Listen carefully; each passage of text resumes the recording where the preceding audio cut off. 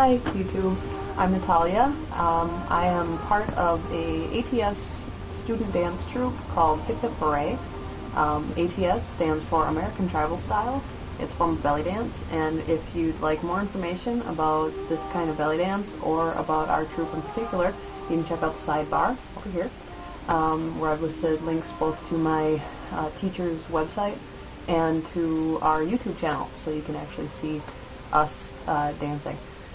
This is the first part in a series that I'm doing of how I wrap headscarves for use in both practice and performance settings. I just want to say real briefly, one of the reasons that in ATS we tend to wear a lot of stuff in our hair, scarves, flowers, ornament, things like that, beyond the fact that we think it looks really cool, is that our costuming tends to be very hip oriented. We try to make our hips really nice and big, and if you don't balance it by having something up here, you end up looking like you have a little teeny tiny pinhead and really big hips, which is not necessarily the aesthetic that we're going for.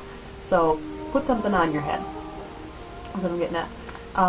The other bonus that I find to wearing a scarf of some sort, like this one, is that when you're anchoring the flowers and the ornaments and the jewelry to your hair, it's much easier to anchor it to a scarf than it is to anchor it into your hair, and it goes double for people who've got fine or thin hair. For me personally, I like wearing headscarves because my hair, as you can see, is fairly short, especially in a performance setting. I like the look of long hair, and so scarves help me both fake the look of long hair. They help me cover my own short hair if I'd like to just do that, and also sometimes I'll wear a hair fall hairpiece, and so then a scarf will help me camouflage the break between my natural hair and the hairpiece. The last reason that I like it is that I dance with a basket on my head some of the time, and having a scarf is going to really help you keep that basket up on your head, especially when you're doing things like this. So the first one that I'm going to show you I call the Mini-Turban. It's basically just something that I do when I dance with baskets. So I've got a scarf here that I got at Walmart for $5. You can see, I know I can't show you how long it is, but I wrote down it's about 24 inches wide by 68 inches long, and I just held it up hand to hand and found that it reached about my arm span, so that's plenty. So what you're going to do is you're going to take the edge, and right in the middle of the scarf you're going to lay it over your head like so. You want to pull it down fairly far in front, farther than you actually want to wear it, because as you wrap this, it's going to want to sneak backwards. So you want to overcompensate by really pulling it down far in front. So the next thing we're going to do is gather the scarf behind our head, like so.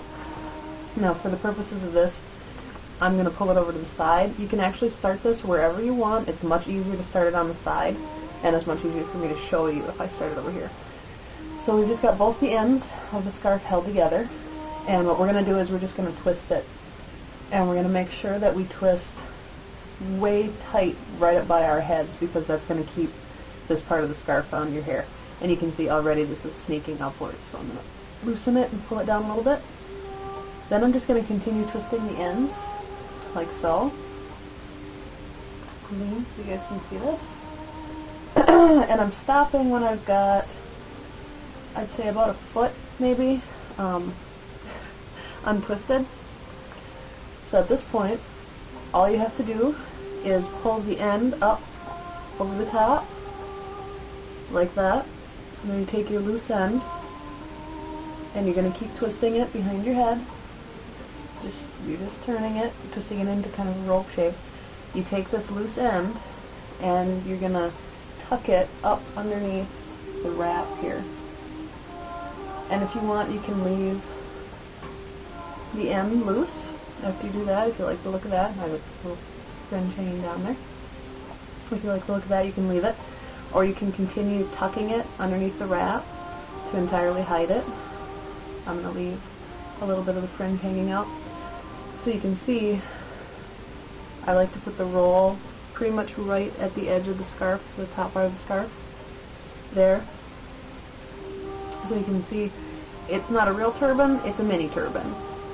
But when you're dancing with basket, it's not only going to give you that little bit of friction with the material, but when I move my head around, the basket is hitting this rolled area and not tipping off and falling on the floor or hitting my lovely dancing sisters.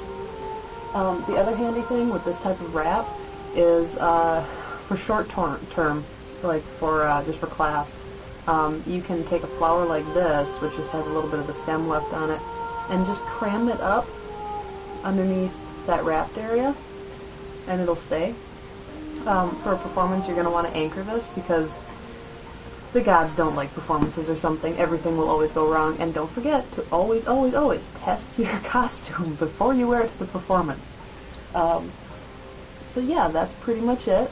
The keys to this one is to use a long scarf because you have to be able to wrap it from one side of your head all the way around to that same point.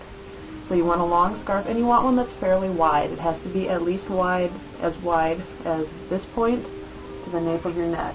Otherwise you're going to end up with a hole right here where your hair is going to show through.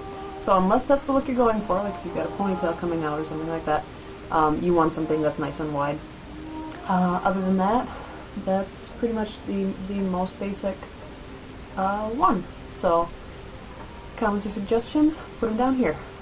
And I'll see you again fairly soon.